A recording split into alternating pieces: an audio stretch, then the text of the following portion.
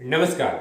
તો મિત્રો તારીખ 18/11/2025 ના સોના ચાંદીના બજાર ભાવ કેવા રહ્યા તે વિશેની માહિતી આ વિડીયોમાં જાણીશું। તો જે પણ મિત્રો યુટ્યુબના માધ્યમથી અમારી માહિતી જોઈ રહ્યા છે તે ચેનલને સબસ્ક્રાઇબ કરી લેજો અને ફેસબુક પેજમાં અમારી માહિતી જોઈ રહ્યા છે તે ફેસબુક પેજને ફોલો કરી લેજો। ચાંદીની બજાર વિશે સૌપ્રથમ જાણીએ તો 1 ગ્રામ ચાંદી 167 રૂપિયા, 8 ગ્રામ ચાંદી 1336 રૂપિયા, 10 ગ્રામ ચાંદીનો ભાવ 1670 રૂપિયા, 100 ગ્રામ ચાંદી 16,700 રૂપિયા અને કિલો ચાંદી આજે 1,67,000 રૂપિયા સુધીની બજાર રહી હતી।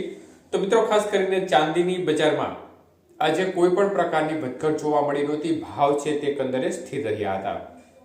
જ્યારે વાત કરીએ આજના 22 કે સોનાના ભાવ વિશે તો મિત્રો 1 ગ્રામ સોનાનો ભાવ આજે 11,500 રૂપિયા, જ્યારે 8 ગ્રામ સોનાનો ભાવ આજે 92,000 રૂપિયા, 10 ગ્રામ સોનું 1,15,000 અને 100 ગ્રામ સોનાનો ભાવ આજે ખાસ કરીને 11,50,000 રૂપિયા સુધી રહ્યો હતો। તો આજે 22 કે સોનાના 100 ગ્રામના ભાવમાં 3,000 રૂપિયાનો વધારો જોવા મળ્યો હતો।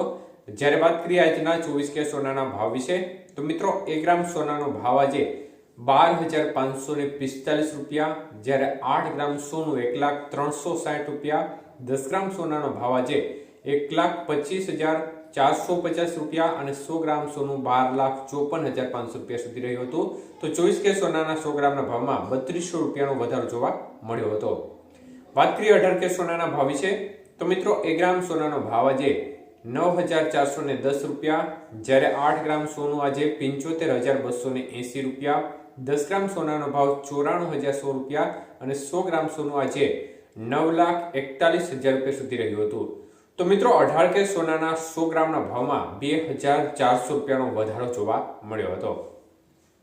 તો એકંદરે સ્થિતિ જોવા જઈએ તો બજારમાં આજે ફરીથી એકવાર વધારા તરફી માહોલ જોવા મળ્યો છે। જોકે ખાસ કોઈ એવો મોટો વધારો જોવા મળી રહ્યો નથી। આપણે ગઈકાલે કહ્યું તેમ બજારમાં સ્ટેબલ માહોલ જોવા મળી રહ્યો છે, પરંતુ ખાસ કરીને હવે વધુ એક મહત્વપૂર્ણ ન્યૂઝ એ સામે આવી રહ્યા છે કે ભારત અને અમેરિકા વચ્ચે ટ્રેડ ડીલ થવાની પૂરી સંભાવનાઓ દેખાઈ રહી છે અને ડોનાલ્ડ ટ્રમ્પ છે તે આ બાબતે રાજી થયા છે, જેના અસર તળે એક માહોલ બની શકે છે અને તેની સીધી અસર છે તે સોનાની બજાર ઉપર જોવા મળી શકે છે। તો અન્ય તરફ સોનું છે ચાઇના દ્વારા અંદર ખાને સોનાની ખરીદી કરવામાં આવી રહી છે તેવી માહિતી પણ સામે આવી રહી છે।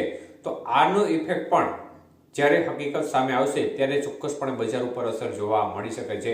એટલે આ બંને મુખ્ય પરિબળો છે તે બજારને ફરી એકવાર અસર કરી શકે છે। હવે કયું પરિબળ કયા તરફ આગળ વધે તે પ્રકારે માહોલ બજારમાં બની શકે છે। તો આગામી સમયમાં જે પણ પ્રકારની સ્થિતિ બનશે તે બાબતની સતત અપડેટ અમે તમારા સુધી આપતા રહેશું।